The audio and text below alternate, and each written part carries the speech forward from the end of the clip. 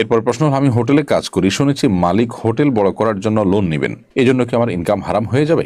এই প্রশ্নটি আর অনেক ভাই বোনদের। আপনি কোনো প্রতিষ্ঠানে চাকরি করছেন, যে প্রতিষ্ঠানের মালিক পক্ষ সুদি লোন নিয়েছেন ব্যবসা সম্প্রসারণ করবার জন্য, ওই প্রতিষ্ঠানে আপনি যদি চাকরি করেন আর আপনার চাকরির বেসিক কাজ বা ডিউটিটা কোনো হারাম কাজে সহযোগিতা না হয়, তাহলে সেক্ষেত্রে আপনার সে চাকরি হারাম হয়ে যাবে না।